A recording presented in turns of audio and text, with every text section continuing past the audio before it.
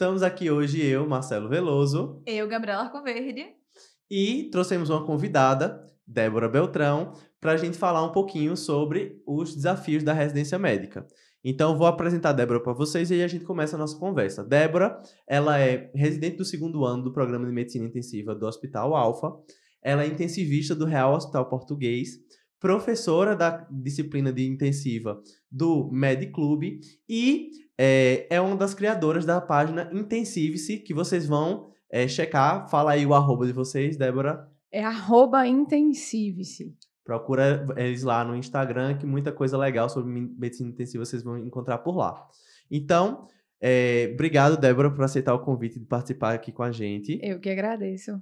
E vamos começar a conversar um pouquinho sobre esses desafios desse período tão importante que é da residência médica.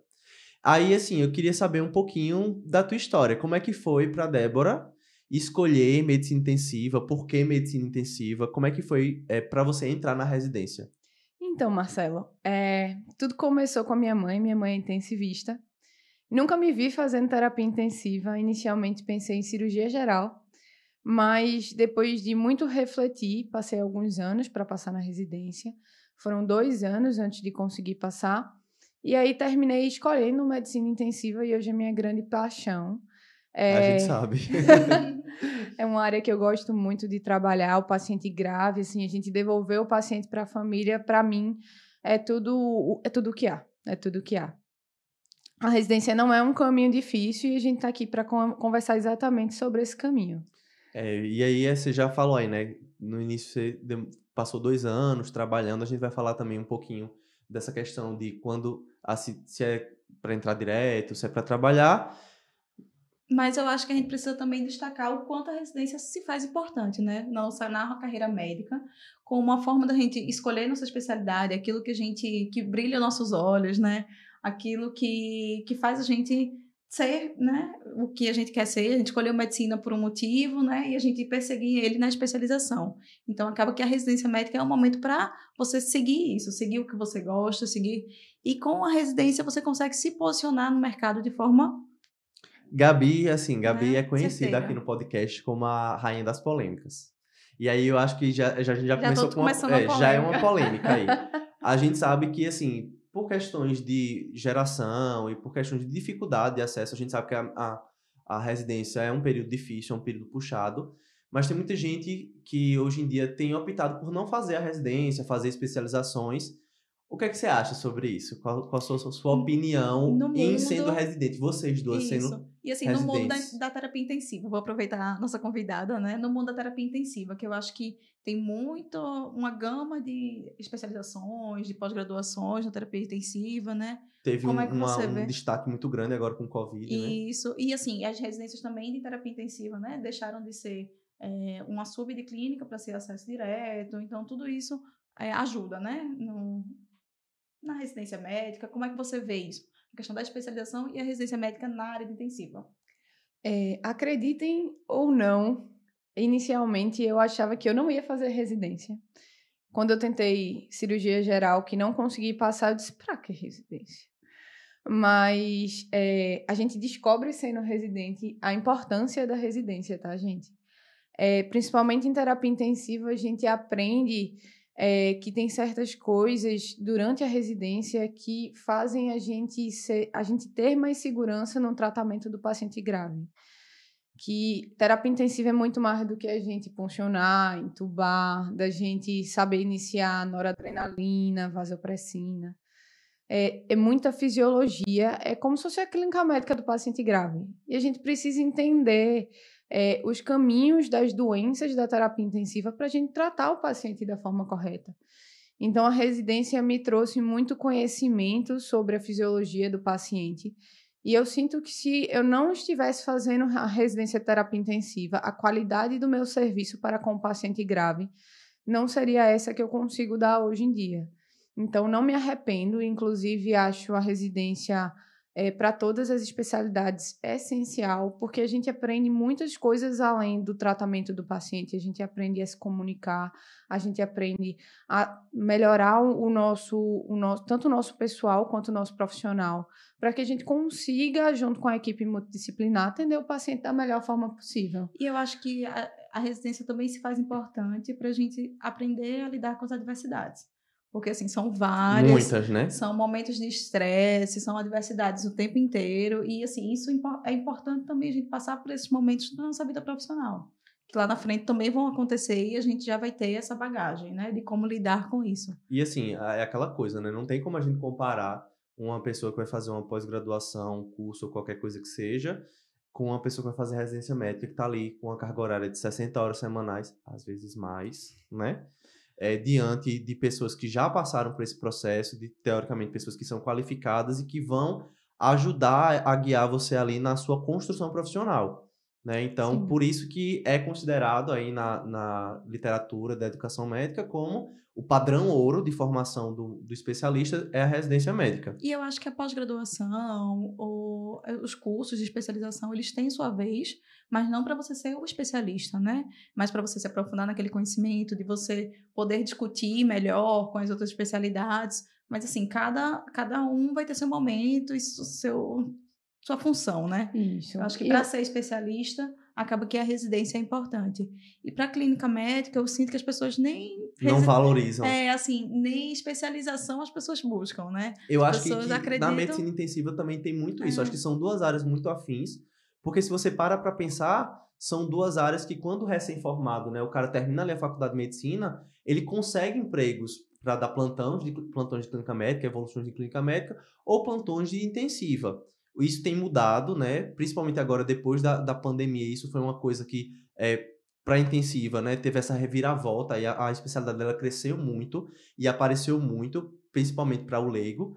Mas eu tenho essa impressão que a pessoa se sente preparada, quando na verdade é completamente diferente a visão do intensivista e do recém-formado que está dando plantão intensiva. Isso. Do generalista, né, com o intensivista, com o clínico. do generalista com o clínico, porque os leigos têm até a visão de que você sai da faculdade clínico, né, que não é bem isso, não né? É bem a gente isso. precisa de um longo caminho para se tornar um clínico e ainda para se tornar um bom clínico maior ainda. Então a gente já vai trazer outro ponto polêmico. Terminamos a faculdade, tá? Eu vou decidir que não quero fazer residência. E aí, pra onde é que a gente vai? Porque aí esse é outro questionamento, né? Tá, tudo bem, eu me formei. Eu não vou dar plantão, o que é que eu vou fazer, né? Porque você sai generalista. Será que o plantão de intensiva, por exemplo, na UTI, é o melhor lugar para esse recém-formado?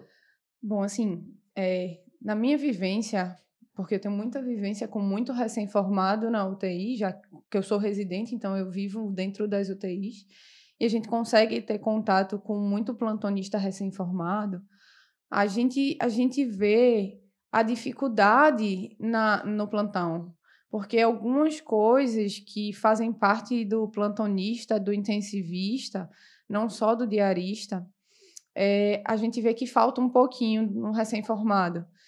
O plantão na terapia intensiva, ele pode se assemelhar um pouco ao plantão da urgência, mas existe uma grande diferença. O plantonista que está lá na urgência, ele só vai estabilizar o doente e vai mandar ele para a UTI. Então, a UTI, ela é responsável por uma coisa. Ou o paciente ele vai morrer ou ele vai voltar para casa. Então, assim, a gente tem o papel, o plantonista e o diarista. Então, o plantonista também tem um papel de tratar o doente e não só resolver as intercorrências. De conduzir, de manejar, né? De ter aquela visão longitudinal do paciente, e né? global, não né? pontual. Global, isso. E aí o que acontece é que a gente vê coisas como o plantonista esperando o diarista para resolver certas coisas que fazem parte do plantonista, que é papel do plantonista. Um exemplo, assim, o paciente ele tem uma hipercalemia e ele precisa dialisar. Aí fica esperando o diarista passar para definir a diálise. Tu acredita que eu já tive situação de esperar, chegar e o cara tá esperando o diarista para definir a intubação? Bom, eu me deparei com isso recentemente. É meio bizarro, mas acontece. Acontece. E aí, assim, esse não é o papel do plantonista. O plantonista ele não está ali para poder esperar o diarista, que é intensivista, para resolver o paciente. Eu mesma dou plantão de terapia intensiva, de UTI. Então, quando o meu diarista chega, eu já tenho uma UTI na minha mão, eu já passei o ultrassom do doente, eu já avaliei o paciente, eu já fiz aquilo que eu podia fazer antes do diarista chegar. E o diarista, ele está lá para resolver certas pontualidades que fazem parte da condução do doente. Do tipo cuidado assim, mais isso. mais longitudinal, né? Que o plantonista é mais transversal ali, né? Exatamente, mas o cuidado do paciente, ele vai muito mais além do que se passa na cabeça das pessoas, sabe? É um cuidado que é preciso que seja feito por um especialista. Então, assim, a gente vê que em São Paulo é um pouco diferente daqui em Pernambuco, né? A gente tem UTIs só intensivistas que trabalham nas UTIs. Então, talvez seja um caminho que a gente siga por aqui. Sim, provavelmente também, assim, com o número de recém-formados, né, com a qualidade da formação médica caindo, principalmente nos hospitais particulares, acho que isso vai se tornar em algum momento a realidade, mas a gente sabe que hoje em dia existe muito pouco, né, intensivista. Isso, ainda não tem perna para conseguir Isso. suprir, a quantidade de intensivistas suprir... Pouco intensivista, pouco emergencista para preencher isso. essas vagas que, por enquanto, ainda são realmente... Enquanto isso, vão ser preenchidas por outras especialidades, né? Isso. Até mesmo por generalistas, mas sempre tem essas ressalvas, né? Isso. Que você tem que estar atento para o que você está fazendo e o cuidado que você está prestando com o doente. Exatamente. E tem algumas outras coisas que a gente se depara, como, por exemplo, aquele plantonista que dá plantão e aprendeu a fazer X coisa por orelhada. Né? E não é bem assim. A gente tem evidências científicas e a gente faz as coisas, não é porque a gente acha que está certo, é porque tem alguma evidência científica. Não é porque eu fiz uma vez e deu certo, né? Não é porque eu fiz uma vez e deu errado. Não é porque a gente fez uma campanha perguntando se os médicos acham que deve se vacinar, que a gente deve deixar de vacinar as pessoas. Isso. Então, medicina é ciência. Medicina tem que ser baseada em ciência. E isso é uma coisa muito importante na residência. Que aí entra já um pouquinho no R1, né? Você está saindo do momento que você era doutorando, né? Que a gente chama doutorando aqui em Pernambuco, né? Um interno. Isso. Que você não tinha tantas responsabilidades. Você é médico agora. E ao mesmo tempo que você tem que prestar o cuidado, você tem que estar ali aprendendo. Você não é especialista, mas você está se tornando especialista. E é isso, né? Não é só você repetir a conduta. Você tem que estudar e você tem que ser crítico. Isso. Né? Débora rodou com a gente na clínica médica, né? Num dos rodízios que é da intensiva. E, assim, sempre teve esse perfil de questionar desde o primeiro dia. Como foi para você, assim, esse período de sair? Você trabalhou 2 anos, né? Como médica. E aí depois você entrou na residência. Então você já tinha mão e entrou num momento que você começou a ter que voltar ali, digamos assim, e se colocar no lugar de ter que mais aprender, de ouvir mais. Como foi essa sensação para vocês duas? Assim, Gabi também teve a mesma coisa, né? Parecida. Trabalhou e depois entrou na residência. Como foi o primeiro mês de residência? Eu trabalhei um ano e meio. Um ano e meio antes de entrar na residência. Mas foi no Covid, né? Então, na loucura do Covid, que a gente parecia que tinha trabalhado 10 anos, né? Porque a carga de trabalho era muito alta, nem porque você queria, mas porque era preciso, né? Porque colegas adoeciam, a gente tinha que cobrir aqui, cobrir ali, de um trabalho para o outro, enfim, mas sem querer relembrar esses tempos sombrios. Quando eu me coloquei para ser residente e voltar assim, é um pouco estranho. É um pouco estranho. Um pouco estranho, porque eu já evoluí em enfermaria, desde que eu me formei, eu trabalhei em enfermaria, era um lugar que eu mais gosto de trabalhar, e quando foi entrar na residência para estar numa enfermaria, para ser subordinada a outras pessoas, é um pouquinho diferente. Eu pergunto porque, assim, eu saí direto da faculdade e entrei na residência, então eu não tive esse choque. Sim. É um pouquinho diferente, mas eu acho que sempre você tem que levar de uma forma de perguntar de uma forma, ter um pensamento crítico. Eu acho que nos ajuda em relação a isso, assim, quando eu ia passar um caso, eu já tinha na cabeça o que eu ia fazer. Isso. Estando certo ou errado, já tinha desenvolvido algum grau de independência, né? né? Então, assim, eu sabia exatamente o que eu queria fazer e acabava que o preceptor acabava lapidando o meu conhecimento. Então, eu sei. Eu peguei isso aí. Você vinha com as ideias e a pessoa, olha, isso aqui tudo bem, mas isso aqui vamos deixar para mais para lá. Que tal pensar nisso depois? Assim, e também quando eu trabalhava como evolucionista de um dia. Então, eu não tinha eu não acompanhava o paciente do começo ao fim. Então, acabava que isso era uma dificuldade também, né? Então, eu me sentia muito afobada de querer fazer tudo num dia só, né? E eu não precisava disso, né? Então, assim, eu fui sentindo isso, mas eu acho que me ajudou bastante. Eu acho que foi mais benéfico para mim. é um pouquinho diferente, é um pouquinho desafiador, mas eu acho que foi mais benéfico porque eu consegui aproveitar melhor. Porque eu já trazia algo para trabalhar em Não cima. veio completamente vazio, né? Sem Isso, alguma coisa isso. ali, uma base, né? Isso. Eu acho que eu passei por uma coisa semelhante, sabe? Nesse tempo, antes de entrar na residência, eu tive o prazer de trabalhar em UTI também, durante o Covid. E eu acho que isso me trouxe uma visão um pouco diferenciada do intensivista para o generalista, dando plantão de terapia intensiva. Eu dava plantão em unidade mista, que a gente chama aqui, que é como se fosse uma emergência, um hospitalzinho pequeno. Uma emergência de tudo. De Uma tudo. emergência de tudo. De Isso. grávidas, crianças, adultos. O que vier, você O que atende. vier, você atende. E aí depois veio o Covid, e durante o Covid veio o convite de começar a trabalhar lá no Português, onde atualmente eu trabalho.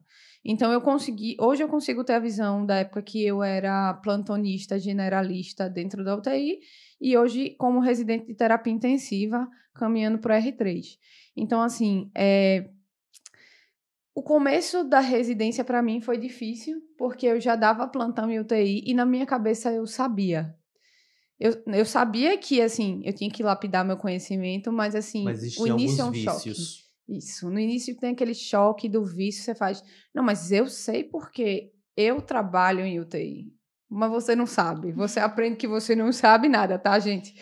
Primeiro mês, a gente, na residência de terapia intensiva lá, tivemos várias aulas de hemodinâmica, de neurocrítico, de muita coisa. E quando você começa a ver fisiologia do paciente grave, você fala, meu Deus, É tão diferente. É outra tão coisa. diferente. É outra coisa. Nunca vi isso na minha vida. Você não vê nesse nível de profundidade na Isso. faculdade, até porque não é isso que vai ser cobrado. Você não é Isso. treinado para ser especialista na faculdade. Exatamente. Você vai ter uma visão ampla ali, né? Isso. E aí, quando você começa a lapidar o seu conhecimento, que você vai caminhando na sua residência, você vai vendo que aquilo que você fazia, existia um motivo para você fazer, e às vezes aquele negócio que você achava que era para fazer porque X coisa acontecia, nem sempre é a mesma coisa. O paciente A nunca é igual ao paciente B, que nunca é igual ao paciente C, e você vai aprendendo a como tratar o doente, em que velocidade você vai tratar, e quais são as prioridades no tratamento dele. Então, assim, a residência traz para a gente muita experiência de vida, experiência profissional. E a gente passa muita coisa que quando a gente não faz a residência, a gente perde, né? Porque... É muito difícil de conseguir. Isso. E assim, tem outro ponto aí que tu já traz, né? Que tá dentro da nossa conversa, que é esse desespero, né? O desespero do primeiro mês da enfermaria. Que é aquela desespero para você, meu Deus, eu preciso aprender tudo que eu quero, tudo que eu preciso em um mês saber tudo. Você consegue ver o tamanho do abismo, da sua ignorância, né? O tamanho do abismo que você vai ter que passar por aquilo ali, que você quer suprir todas essas necessidades, todas essas carências que você tem e que infelizmente no primeiro mês na primeira semana você não vai conseguir, no primeiro mês também não, nem no primeiro ano, talvez até o final da residência. Ou talvez até o final da vida, né? Porque quando mais a gente vai estudando e vai crescendo profissionalmente, a gente vê que a gente não sabe de nada, na verdade. Exato. Então, mas é importante a gente também não ter a gente não ficar afobado, né? A gente não ficar com essa vontade. Não se paralisar. Isso. Nem ficar afobado, nem ficar desesperado porque não sabe das coisas, nem ficar paralisado e não sei, já não vou saber mesmo e deixar, Deixa né? pra lá. Então, assim, é importante a gente entender o percurso, o caminho que a gente tem para percorrer, entender que todo dia a gente vai ter um aprendizado novo, a gente vai ter algo para que a gente possa fazer para crescer profissionalmente, ajudar melhor o paciente, melhorar a nossa assistência e, assim, entender que vai ser um processo. Vai ser um processo que começa na residência e não tem fim. E, assim, eu vivi a enfermaria de clínica médica com Gabi. Com momentos bem desafiadores, inclusive. Pra quem tá em casa e não sabe o contexto, um dos RIs da gente desistiu da residência. Foi. E vocês estavam em 3, não era? Na enfermaria. Isso. E aí ficaram só as duas, desesperadíssimas lá, porque tiveram que absorver a demanda do colega que desistiu. Na verdade, estávamos em 4. E ficaram em 3, né? Ficamos em 3. Isso. Ele desistiu no final de semana, antes que ele ia ser o final de semana que ele ia trabalhar. Era. As 3 com trabalho, inclusive. Eita, olha, era uma choradeira, cada um. Eu olhava pra casa, ia passar a visita, tava cada um com cara de defunto diferente, né? De choro. Pronto. Mas deu certo. Falando nisso, eu acho que é importante a gente falar um pouquinho sobre isso também, sobre trabalho, né? trabalho na residência. Sim. Porque O trabalho fora a residência, isso, no assim, caso, o né? trabalho da residência e fora da residência. Porque Isso. sabemos, pegamos até O extrato de bancário aqui. valores. Valores. A bolsa líquida, ela fica R$ 3.644 e 42 centavos. E 54 com 42 centavos. Então, assim, é um valor que é insuficiente, né? Eu acho que todo mundo aqui concorda que é insuficiente pra gente fazer residência em grandes centros, morar sozinho, que você já terminou a faculdade. Você Geralmente, a maioria, Isso. o perfil é esse. Vai sair... Porque uma coisa é Isso. tá morando com seus pais. Isso. Você não tem, mas aí, você sai de casa, você vai ter que pagar aluguel. Vem gente Você que vai vem de ter- Novas fora, né? contas, Vai né? ter que ter conta, vai ter que ter energia, vai ter que comprar roupa, Você vai ter que pagar curso. Você assumiu compromissos, né? A partir do momento que você se forma, você assume Muita compromissos, gente tem contas. fiéis aí pra pagar, né? Da Isso. faculdade, financiamento. Então, assim, acaba que esse valor acaba sendo insuficiente. Bem e a gente insuficiente. precisa correr por fora, né? Isso. Fazer trabalhos além da residência. E quais são os cuidados que vocês acham que é importante a gente ter? Você, Marcelo, como preceptor, o que é que você sente aí dos residentes, quando precisam trabalhar fora? Quais são os cuidados que a gente tem que ter? Olha, eu tenho duas visões, né? Não tem muito tempo que eu deixei de ser residente, ou talvez tenha, não sei, prefiro nem contar. Mas na minha residência, no final do R2, eu tive um episódio de burnout, porque foi na época da pandemia, né? Então, eu recebi uma pandemia no meu braço, quando no momento que a gente esperava, né? No R2 a gente espera que vai ser mais tranquilo, foi o caos. E aí, além das 60 horas da residência, né? Tinha ali a rotina de enfermaria, tinha um plantão da residência. Eu era plantonista de UTI, de uma UTI neurológica, lá no Pelópidas. Eu dava 12 horas de plantão e assumi mais 24 horas de plantão no português. Ou seja, eu dava 36 horas de plantão. Loucura. Até Loucura. um belo dia que eu estava saindo da UTI, de uma para outra, e comecei uma dispneia, não sei o que, enfim. Resumindo a história, eu acabei sendo internado. Eu saí do português, tipo assim, de 7 horas como plantonista. Quando foi no outro dia, o diarista que tinha passado comigo me viu lá como paciente, porque eu fiz um infra de ST difuso, pensaram em pericardite, em TEP, enfim, eu internei, fiz tudo que é exame, deu tudo negativo, era só Burnout. estresse, burnout. Nossa. E aí, assim, eu tinha esse contexto, eu era de fora, precisava manter, eu já era casado, meu marido não trabalhava na época, né, tinha minhas dívidas para pagar, eu vim de uma família um pouco abastada, então, assim, eu tinha que trabalhar, não tinha o que fazer. Mas agora, enquanto coordenador, enquanto preceptor, eu vejo, e olhando para trás para mim também, eu vejo como isso impactou tanto na minha saúde mental, principalmente, sem sombra de dúvida, mas também na minha qualidade de formação técnica. E que é uma coisa que a gente não para pensar quando a gente está na residência, é que você nunca mais vai fazer isso de novo. Você nunca mais vai fazer residência de clínica de novo, você nunca mais vai fazer residência intensiva, e você nunca mais vai ter a semana só fazendo aquilo, só se dedicando àquilo, e com pessoas ali para lhe supervisionar. Mesmo que você se dedique a estudar depois, não é a mesma coisa. E essa é uma das minhas preocupações com vocês que dão plantão, que trabalham fora, que é o tempo para poder descansar, para poder estudar e para resolver as coisas da vida, porque você continua sendo filha, você continua sendo esposa ou namorada, você continua sendo uma pessoa com suas demandas.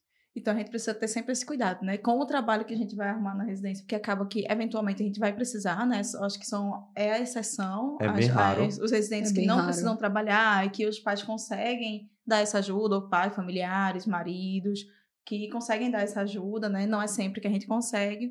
Então, quando a gente for precisar trabalhar, a gente tem que ter muito cuidado com as nossas escolhas.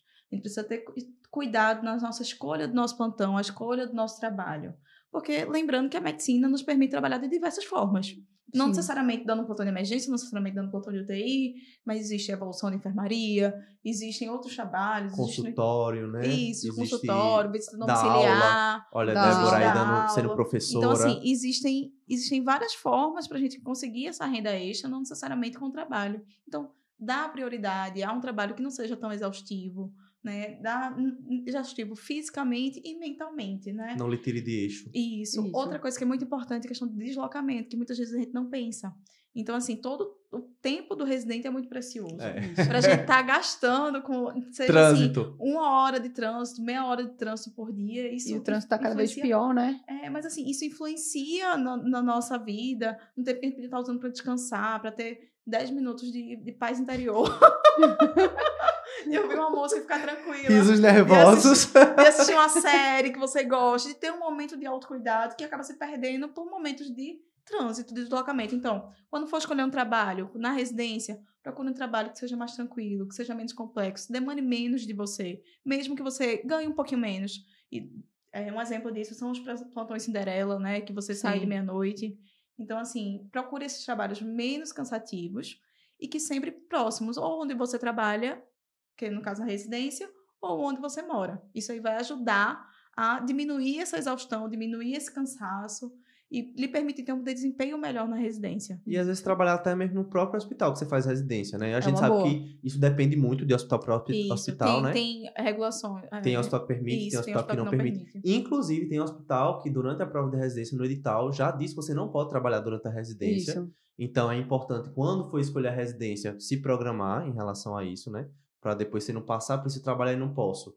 Em São Paulo isso é bem comum, aqui em Recife eu não conheço nenhuma. Eu também não conheço. Ia depender da residência. Tem uma amiga minha que ela fez residência de clínica médica no Sírio.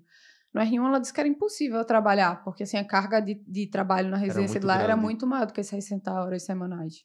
Assim, era impossível ela trabalhar junto com o R1. E que assim, são 60 horas semanais geralmente de trabalho, mas ali não está contando o tempo que você vai estar em casa preparando seminário, estudando, revisando algum assunto, para no outro dia você cumprir aquela carga horária, né? Isso. Você cumprir de uma forma satisfatória, né? Isso. Por exemplo, assim, eu não tive a oportunidade de pensar em fazer meu pé de meia antes da residência. Eu tinha porque eu tinha trabalhado já 2 anos antes de entrar na residência. Mas eu entrei na residência assim do nada, tá, gente? Como o Marcelo estava dizendo aqui, ele foi testar. Ele passou na residência. Eu fui testar também. Aí eu passei na residência. Os doidos. Assim, eu não queria dizer nada não, mas a prova que eu fiz pro Alfa, eu também...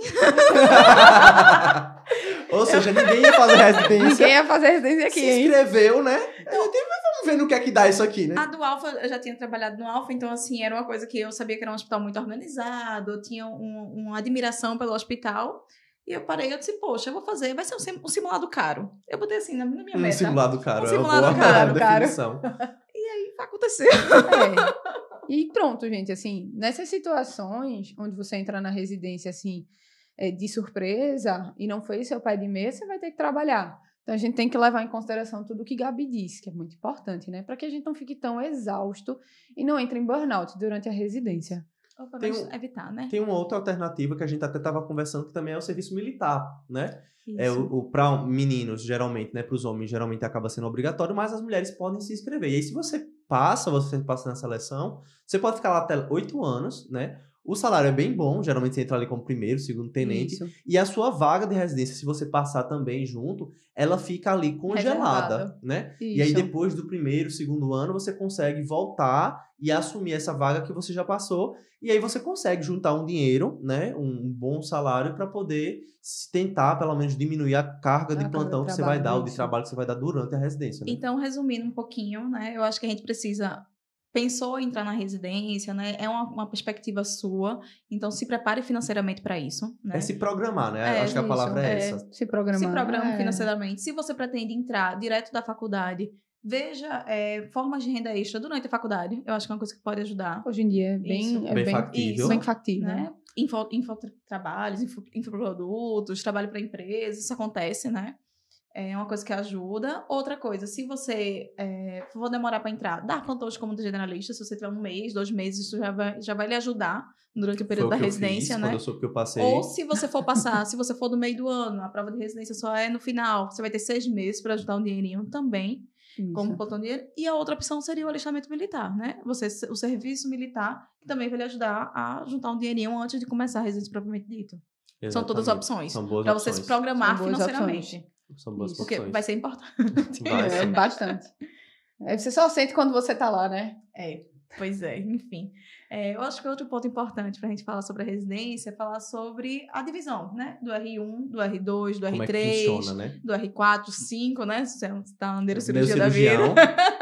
Quem sabe? Então, pois é. Então, acho que é importante a gente falar também sobre essa hierarquização, como é que funciona? né? Como funciona. Sim.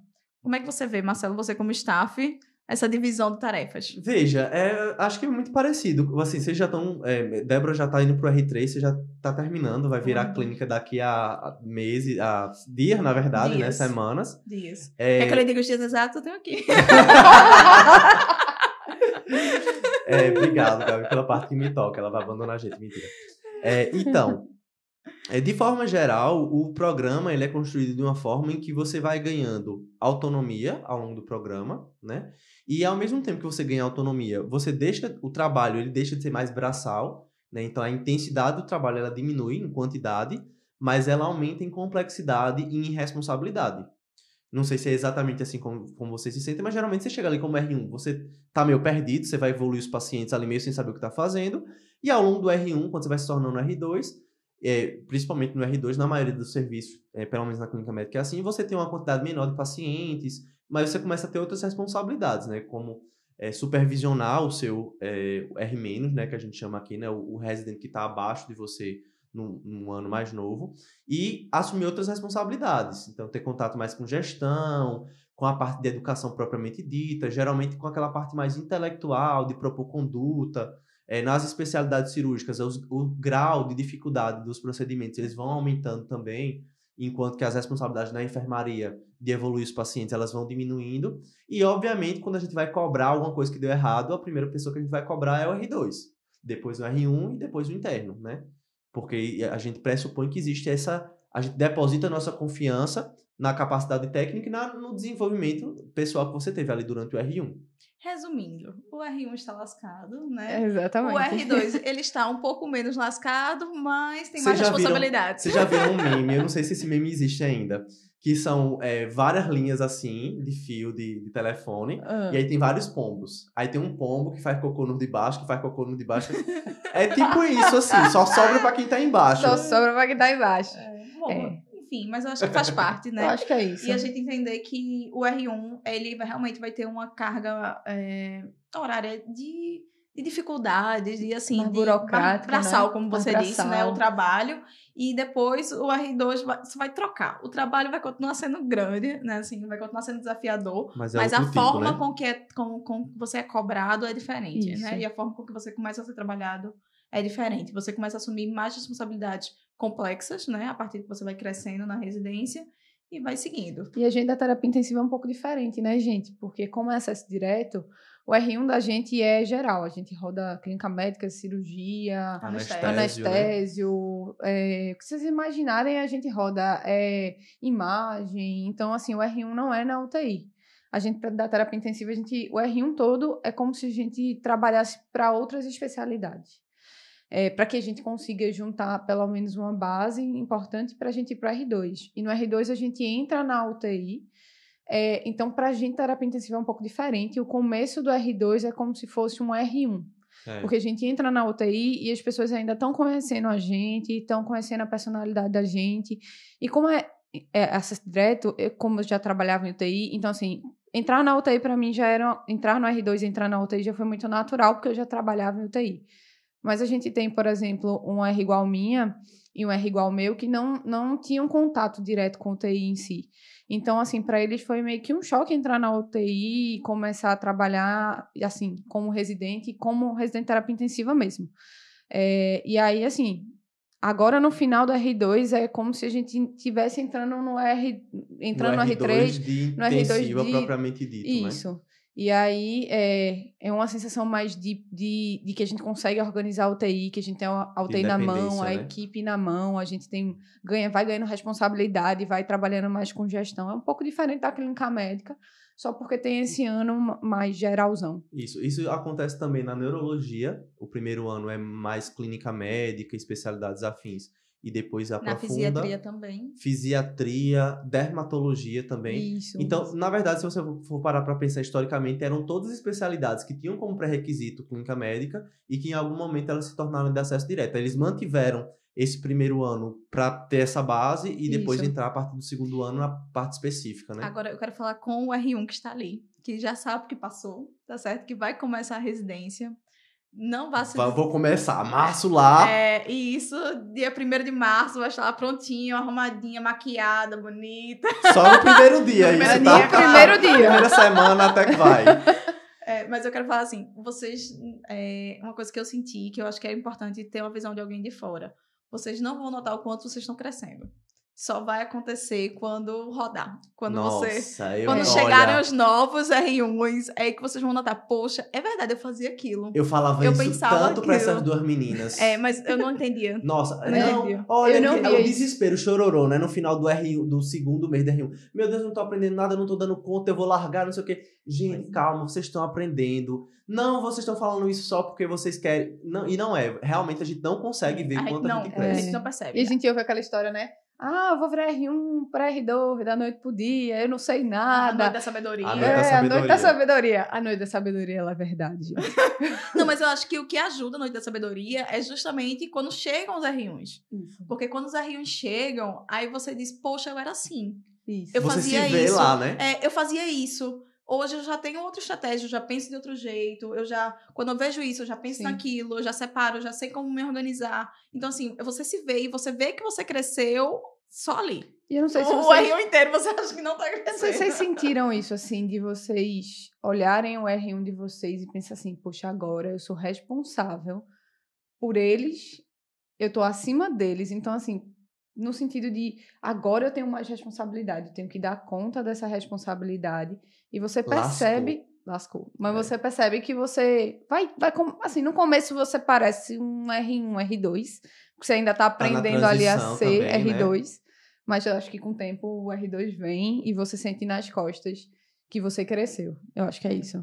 Meu R2 foi muito atípico, assim. Eu fui R1 de novo, assim, porque... Covid, né? Covid, os pacientes eram muito graves e o hospital decidiu não expor os pacientes graves aos R1s. Fazia mais sentido que os R2 evoluíssem, então eu acabei sendo R1 2 anos. Parte 2. Eu não tive... E eu fui primeira turma, né, da minha residência, assim como Gabriela. Então, eu também não tinha a figura do R2 na minha frente para saber exatamente como era o R2. Inclusive, quando a gente foi montar a residência de clínica médica, né, assim, quando eu assumi a coordenação com 4, 5 meses de residência, e o R1 já estava montado. Eu que tive que montar o R2, e eu não tinha esse referencial. Foi difícil, assim. Foi difícil, mas eu acho que deu certo. Eu acho que deu certo. A gente também não teve, né? Eu acho que deu certo. Assim, comparando com os outros lugares e comparando com assim, é muito legal pra gente ver você chegando como R1 e você saindo, sabe? Assim, é gritante, assim, eu não consigo nem... E me dá um orgulho, assim, sabe? Coisa boa. Que bom, né? Não? Que bom, dá né? Um orgulho, assim, dá uma sensação de dever cumprido. Mas eu não sei se você lembra, mas uma coisa que eu lhe perguntei diversas vezes, que eu não sabia. Eu disse, minha gente, qual é o papel do R2 aqui nessa enfermaria? O que eu tenho pra fazer? O que eu faço? Mas você faz o papel de R2 muito bem, mas assim, eu ficava assim, logo quando teve a virada, né? Acabou que o primeiro mês tem muito remanejamento, você não sabe exatamente quem é que vai ficar como R1, então a gente acabou ficando muito como R1 no primeiro mês. No segundo mês... Foram 1 ano e 1 mês de R1, exatamente. né? Um mês. Assim, a gente dizia que era o R1 parte 2. Aí, assim, a partir do segundo mês que a gente começou a entender qual era o papel. Eu não sabia exatamente o que o R2 tinha que fazer. Qual era a função, qual era o papel. Mas é porque você também não teve o R2, então, né? assim, era um pouquinho... Então, e a gente intensiva também não tem, né? Vocês a gente também. É a primeira turma. Quando eu entrei na UTI, eu disse, mas eu faço o quê? Pois é. O que o R2 faz função? mesmo? Né? Qual é a minha função aqui? Assim, foi difícil. E eu perguntava muito, eu aperreava muito. Vocês. Mas com certeza os R- de vocês não estão nessas dificuldades. Eles já têm, pelo menos, Já algo tem pra se espelhar, né? Isso, o espelho, olha a imagem Isso. espelho. E aí, eu acho que outra coisa, ponto muito importante na residência é inteligência emocional. É uma coisa que a gente não pode deixar de falar. E que ninguém fala, né? Ninguém discute, ninguém ensina. Fala. E assim, é inteligência emocional para com seus colegas. O que é inteligência emocional, doutora Gabriela? É você lidar com as pessoas, né? Eu acho que você saber lidar com as pessoas, com as situações, você conseguir ter uma convivência harmoniosa, saber tratar das pessoas, ter empatia pelos outros, tudo isso eu acho que ajuda. Eu gosto de pensar em inteligência emocional como a habilidade e a capacidade de você reagir a situações que demandam emocionalmente de você, seja consigo mesmo ou seja com pessoas externas, de forma inteligente, no sentido de diminuir danos Sim. de não ser agressivo, de Isso. ter uma comunicação efetiva, de evitar uma coisa que é muito comum, que vocês fazem demais, que a gente faz, né? A gente médico faz demais, que é se automutilar, assim. Às vezes a gente se cobra de uma forma tão desesperadora, assim, que a gente acaba adoecendo. E às vezes é aquela coisa que eu falo, tá, ó, quando você tá ali falando com o seu R2, seu R igual, com o seu R1, você fala, não precisa, etc. Você tem compaixão, você acolhe. Mas quando você pensa nos seus erros, no que você não tá fazendo certo, você geralmente não é tão legal consigo mesmo, né? Então isso é uma coisa bem importante que a gente precisa desenvolver. Sim. E assim, aprender a lidar tanto com os seus R iguais, né, ou seus R+, né, seus colegas de residência, seus preceptores, também é uma coisa muito importante. Aprender a lidar também com a equipe multiprofissional. Muito importante. Né? E com os pacientes, acompanhantes, são todas situações muito desafiadoras que a gente passa na residência e que a gente passa de uma forma intensiva, né? De uma forma muito intensa. Eu queria saber até a sua opinião, Débora, em relação à UTI. Porque na UTI acaba que a convivência com a equipe multi, ela é mais intensa também. Isso. Como é que você lida, assim? Como é que você achou que você entrou? Como é que você está desenvolvendo a sua inteligência emocional durante a sua residência? A gente no R1, como eu disse, a gente roda em tudo que é lugar, né? Então a gente roda com várias equipes.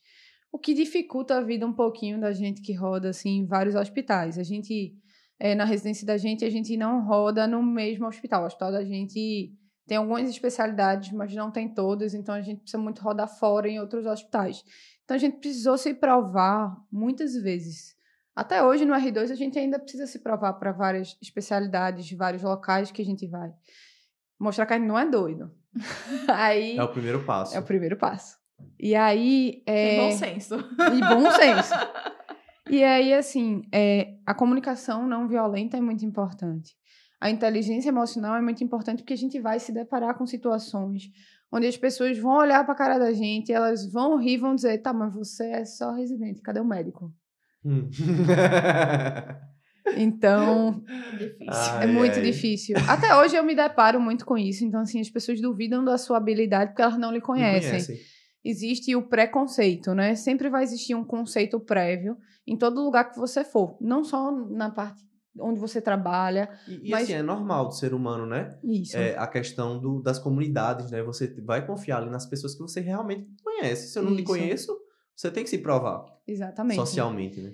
E aí, assim, é um caminho muito difícil, porque você tá ali lutando no seu R1 com você mesmo, no seu R2 com você, mas você tá ali, você e a sua residência, então você já é um período muito frágil do ponto de vista mental, e aí você tem que se relacionar com outras pessoas, com várias situações, e isso se torna um caminho muito difícil, porque você vai se deparar com momentos muito difíceis, com pessoas que você considera como difíceis, que não batem com a sua personalidade, e nem por isso você vai precisar agredir a pessoa.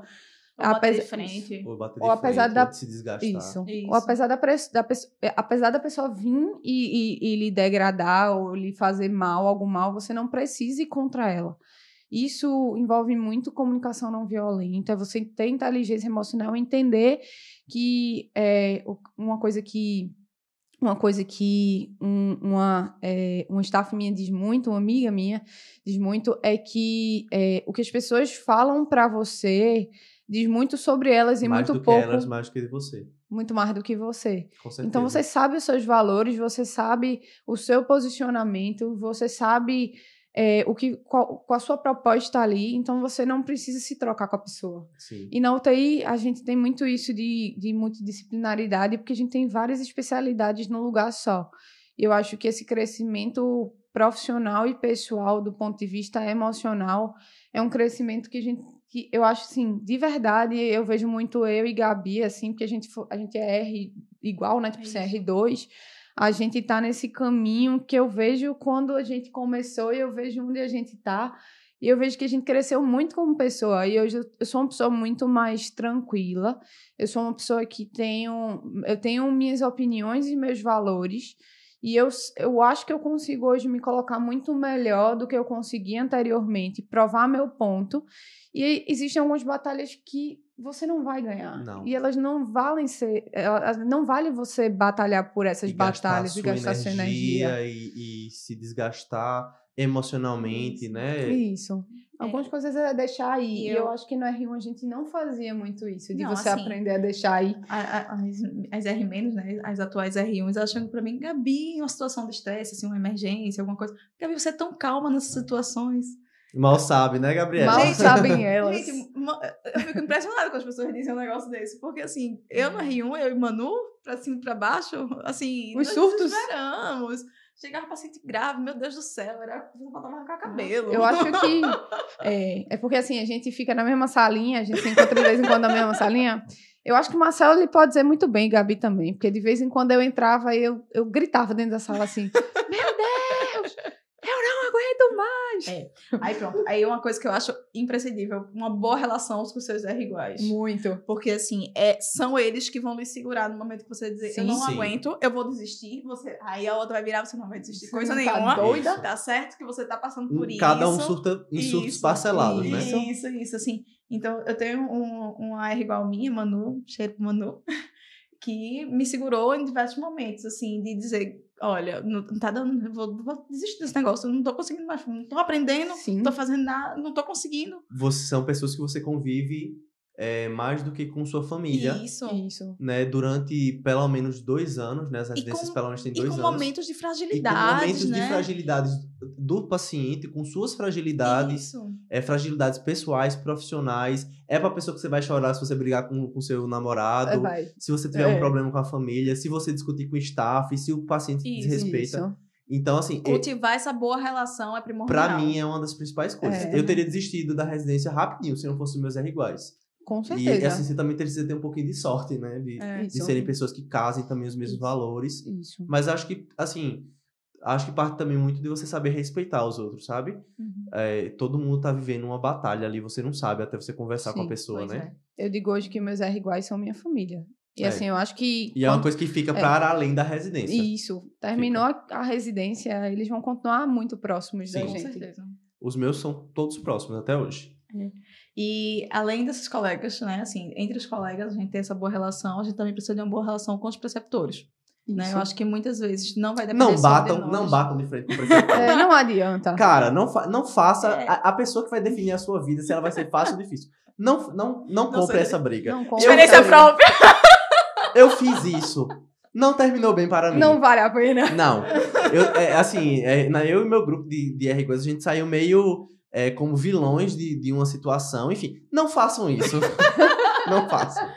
Sabe aquelas batalhas que não valem a pena? Então. Inteligência emocional, é isso. Não façam. Não façam. Então, assim, é importante você também cultivar uma boa relação com seus preceptores. Eu acho que, assim, a gente do Alfa, né, como uma residência nova, a gente teve muita sorte, Sim. né, de ter preceptores que eram acessíveis, né, que nos permitiram crescer, né, e que nos respeitavam muito e que a gente também respeitava eles muito, né. Isso. No momento de estresse um ou outro, né, a gente... É normal, se picar normal. um pouquinho, Isso, depois pede faz desculpa parte, e todo e mundo fica tudo resolve. certo. bem. Mas eu acho que a gente tinha esse acesso Isso. muito bom, né, aos preceptores, de uma forma que a gente conseguiu construir uma boa relação. E que é importante para o crescimento do conhecimento, o crescimento pessoal também. Isso. E que vai além de ser um chefe e um subordinado, né? Ele vai ser seu amigo, às vezes vira amizade, Sim, né? sim, Você leva sim. pro resto da vida Eu aquela falo pessoa. isso, eu falo assim, no primeiro dia de R1, se a gente pudesse sair daqui amigo, tudo bem. Seria excelente, né? Não é a intenção do programa, não é essa, mas, pô, a gente tá no ambiente de trabalho, vai Isso. passar 2 anos aguentando a cara um do outro. Isso. Você sabe, chuta aí, qual vocês acham, assim, que é o maior fator durante a residência que o residente experimenta que aumenta o risco dele ter burnout? Vocês fazem ideia? Um ambiente de trabalho estressante, assim, insuportável, que a pessoa não aguente ficar lá. Não. Não? Não. Eu achava que era isso. Eu acho que assim, assim, uma ambiente- dificuldade de relação com a equipe. Não. Não. Os estudos colocam, a maioria muda um pouquinho, né, dependendo de onde você está vendo, mas o que a literatura mais coloca como fator de risco para adoecimento é a falta de sentimento de pertencimento. Eu tava falando isso recentemente. Quando você não consegue se pertencer Se pertencer. àquele serviço, você não consegue se entender como parte de um grupo. Esse é o maior fator de risco. para você desenvolver burnout na residência? Isso vai depender dos seus colegas, É. seus iguais, né? Dos Dos seus preceptores, preceptores, da equipe de enfermagem, de isso. Confesso- Vai além de fisioterapia. todo mundo, né? Confesso que tive É um experiência ambiente, no R1 realmente. assim. É um ambiente. É. É, Tive então, experiência assim, no R1 assim. E a então- vontade de Negativa, realmente né? é negativa. A vontade realmente é de desistir, porque você se sente só. É isso. E você não vê objetivo no que você Você tá não- fazendo. não. Você não vê pra que eu tô fazendo isso Por aqui? quê? Por quê? Por quê? Isso. E eu acho que deixar claro também que a relação com a equipe profissional é primordial, né? Isso. Assim, Pra muito você, profissional. mas principalmente pro paciente, né? Isso. Mas assim, você aprender com outras áreas do conhecimento, então assim, com os residentes de enfermagem, residentes de nutrição, as outras áreas, serviço social, Sim. você precisa estar em contato com eles e aprendendo com eles. Porque às vezes as outras áreas têm até uma ideia de que o médico se sente superior, se sente dono do paciente. E que a gente sabe que às vezes se sente mesmo, né? Acontece, né? Mas assim, não é essa a nossa intenção. Isso, Não. e que não é De o bons melhor médicos. caminho. E não é o melhor caminho que você vai percorrer na residência. Não Com é. certeza. Né? Assim, não é o melhor caminho. Você tem que estar lá, você tem que estar disposto a aprender. E aprender com todos. Isso. Aprender com o paciente, aprender com o acompanhante, aprender com a equipe. Então, assim, se permitam ser aprendizes, se permitam ser estudantes e trocar, né, ter uma relação de troca com todos que você convive. Isso. Uma coisa que eu venho aprendendo muito na vida, nos últimos 1 ano, no R2, é que a gente não pode ter ego. O ego é a pior coisa que a gente pode ter O na ego vida. destrói o médico. Eu já ouvi essa frase e, assim, pra mim é a fase mais... O ego destrói Isso. o médico. E tem um livro pra vocês lerem, viu? O livro do ego. É um bom livro. Vamos deixar o link aqui nos comentários, na descrição, pra vocês procurarem aí, se Isso. quiserem. Recomendação. Débora, leitura aí. A gente tem que crescer como pessoa e como profissional. E eu acho que quando a gente cresce como profissional, como pessoa, a gente cresce no profissional também. Eu acho E que esse é isso o caminho. puxa uma outra coisa que a gente ia falar, que é a questão do networking. Sim. A partir do momento que você se posiciona como uma pessoa razoável, uma pessoa que é interessada, né? Uma pessoa que é dedicada pelo bem do paciente, que sabe conviver com a equipe multidisciplinar, com as hierarquias, com as adversidades do serviço público, que é onde a maioria das pessoas vai fazer residência, isso abre portas, Com certeza. né? Acredito que para você tenha sido assim, Sim. para mim, pelo menos, foi desde o internato até a residência R1 R2, todas as oportunidades de emprego, de trabalho, as oportunidades profissionais que eu tive até hoje, elas surgiram de pessoas que eram ou iguais, ou um preceptor, Ou ou um chefe. chefe, Isso. né? Isso. Eu acho que é muito importante também aprender que a residência vai ser um momento de networking. Você Que a é gente um tem que grande usar. palco, né? Isso. A residência é um grande palco para Isso. você se mostrar ali como Como um um bom profissional, um Como um profissional bom interessado, profissional, um isso. profissional que, ético, que não né? vai ser perfeito, né? Mas que está em busca de ser o melhor que pode ser. E que sabe né? disso e que e Isso, busca sempre. A perfeição é isso. inatingível, né? Eu sempre Isso. falo isso na residência. Isso. É inatingível. A partir do momento que você acha que você é o médico top das galáxias, que você sabe tudo, que você é melhor que todo mundo, na verdade você deve estar bem longe disso. Isso. E ainda tem outro livro, né? Que é de René Brown também, que a gente vai deixar sobre imperfeições, né? A coragem de ser imperfeito. Também é muito importante. Eu acho que ajuda a gente a entender todo esse processo. No final das contas, a gente vai... Eu acho que através desse caminho a gente consegue colher os frutos no final da residência, Sim. né? As coisas vão aparecendo, as pessoas Surgindo. vão surgindo, as pessoas vão falando com você, você fica tipo... Mas eu não fiz nada. Pois Mas só fui eu. Ainda bem, né? É tipo isso, Olha, assim. Não é à toa, né, que eu estou aqui no Medicina Retada, né, com 2 preceptores meus. Exatamente. São oportunidades, são pessoas que eu não conheceria Isso. se eu não estivesse fazendo residência. Eu fui chamado lá Então, pro assim, Alfa por um ex-preceptor meu durante a Isso. residência. E assim, a gente é um momento que a gente vai conhecer outras pessoas, que a gente vai conhecer outras pessoas que estão num pensamento também alinhado com o nosso. Isso. De tentar ser um profissional melhor, de tentar ser o melhor possível, né? Isso. Então, e as pessoas vão se encontrando no meio do caminho. Mas assim, para além da residência, existem outras oportunidades. Para intensivo, isso, assim, eu vejo que vocês têm isso muito grande. Na clínica, a gente aqui em Pernambuco está desenvolvendo bastante, que são as conexões, né? A gente chama dos encontros científicos ou encontros de sociedades, né? Isso. Como é, assim, como é que você vê? Vocês têm a reunião daqui da SOTIP, os Isso. congressos. Como você acha, assim, tem essa impressão de que isso também ajuda no networking? O legal da terapia intensiva é que a gente consegue passear por várias áreas. Então, assim, a residência de terapia intensiva hoje tem encontros semanais que é a reunião da SOTIP, que é da Sociedade Pernambucana de Terapia Intensiva, onde todos os residentes são convidados a assistir aulas de aperfeiçoamento. Então, isso já é um ponto onde a gente vai fazendo um networking entre os próprios R's. E aí, de outros serviços. De outros serviços. Então, assim, isso faz com que todo mundo vire amigo, todo mundo vire parceiro, que lá no futuro, quando a gente precisar, a gente vai ter aquele networking entre os próprios residentes. E a gente vai tendo vários congressos, tem congresso de terapia intensiva aqui em Recife, a gente tem congresso de terapia, né? Tem o brasileiro, a gente tem outros congressos de terapia intensiva fora, tem um congresso de Vansan, que é lá na Bélgica, a gente tem o europeu, a gente tem o europeu, a gente tem vários outros congressos que a gente consegue ir fazer um bom networking entre a gente. E além dos congressos de terapia intensiva, o intensivista ele consegue andar por várias áreas. Então, por exemplo, a gente consegue ir para o congresso de cuidados paliativos, que é uma área muito importante. Com a gente, né, nesse sentido. A gente consegue ir para um congresso de cardio, de pneumo. E eu acho que vem o networking, vem daí também, entendeu? E assim, por exemplo, o chefe da residência da gente, ele tem muito isso de networking. Então, assim, ele conhece muita gente e ele traz essas pessoas para conversar com a gente, inclusive sobre gestão, né? Porque o UTI tem muito de gestão, não só da UTI, da gestão hospitalar, a gente gere muita coisa. Então, assim, o chefe da gente, ele traz muito isso do networking, da gestão, e a gente vem aprendendo com ele essa questão, sabe? Então, é bastante importante. E os encontros científicos, né, são importantes na residência, né? Mas também a questão de pesquisa, né? Eu acho que é uma coisa que também a residência abre os olhos da gente para isso, sim, né? Sim, muito importante. Para levar... PCR, né? O famoso trabalho de conclusão da residência. Maravilhoso, não super só tranquilo. Mas eu acho que abrir os olhos para a pesquisa também, para você apresentar nos congressos, para você estar em destaque também nos congressos, seja pernambucano, seja brasileiro, né? E precisa ter um pouquinho de cara de pau, né? Às vezes você fala, meu Deus, mas eu sou residente do primeiro ano, aí vou lá para um congresso brasileiro e vou me meter de perguntar uma coisa na aula lá do cara que é referência.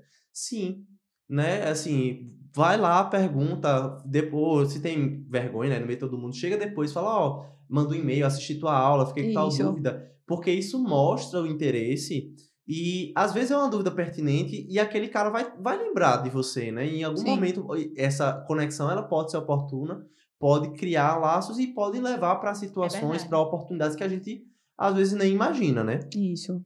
Pronto, eu acho que, para finalizar, eu acho que a gente tem que lembrar de uma coisa, assim, que a residência é um momento muito desafiador, que a gente vai passar por muitas dificuldades, mas a gente tem que lembrar também de se cuidar, né? Eu acho que é crescente, né? O aumento de burnout, o número de pacientes, de residentes que viram pacientes, Exato. né? De saúde mental. Então, a gente precisa... Depressão, ansiedade, a gente tá passando agora pelo janeiro branco, né? Então, assim, estar atento à saúde mental e sempre ter um tempo para você, ter um tempo de autocuidado.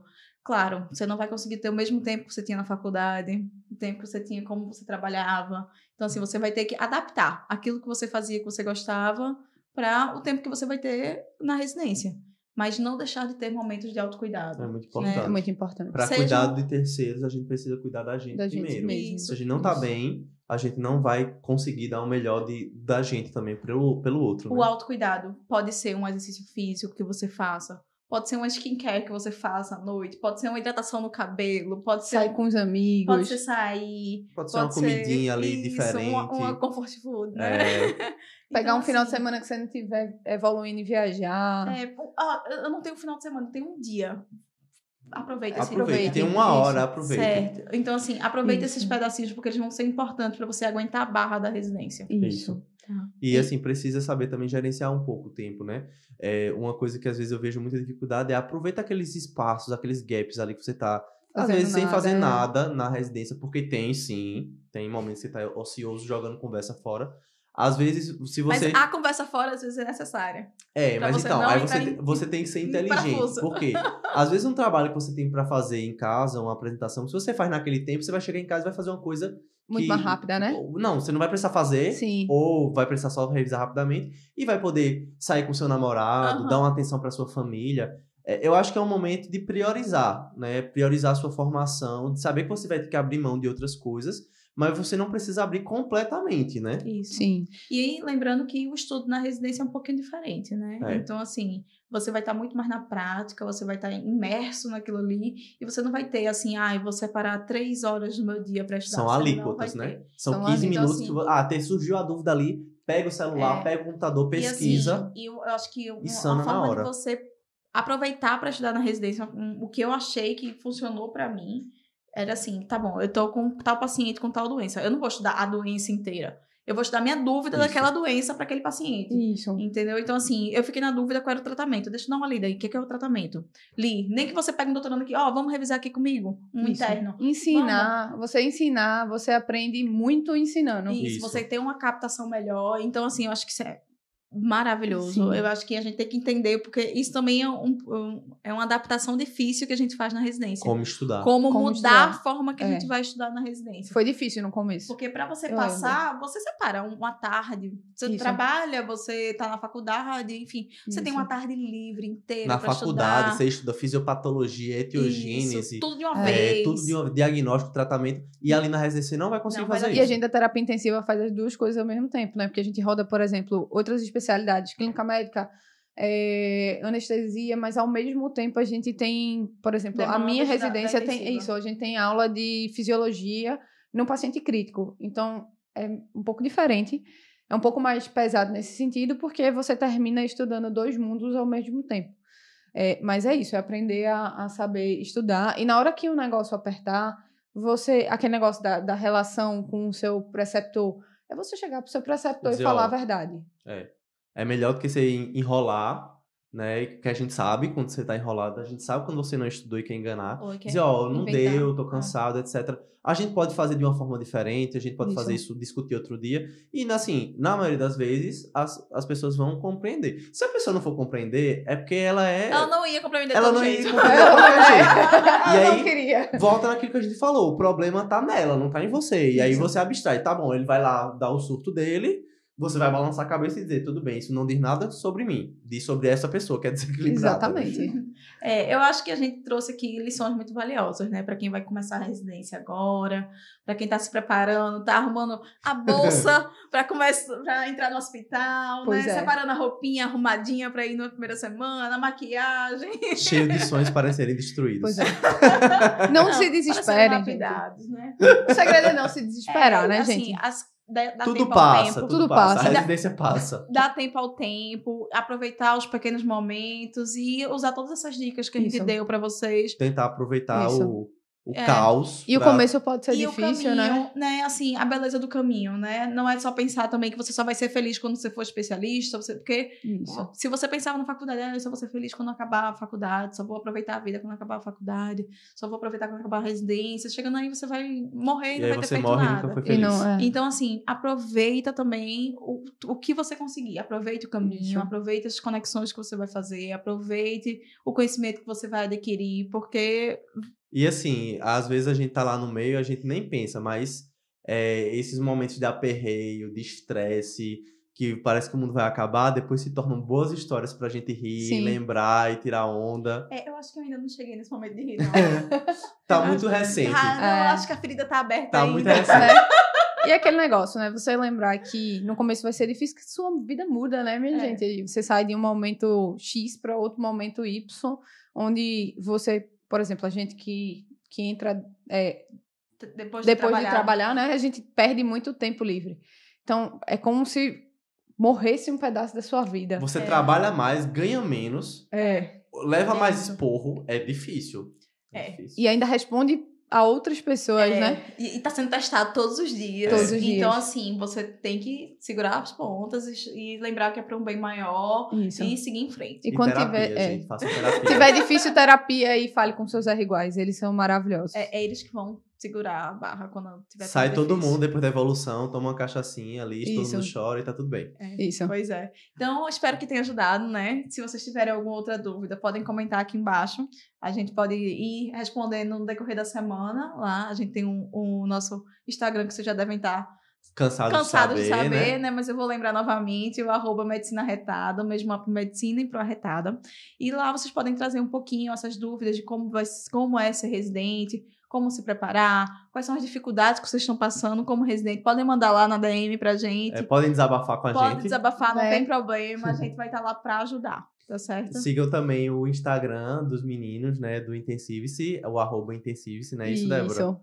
Eles vão falar lá de medicina intensiva, etc. Espero a gente poder trazê-los novamente em algum momento pra gente falar sobre algum tema da intensiva, que eu sei que vocês são top, né? Queria agradecer mais uma vez. Eu que agradeço.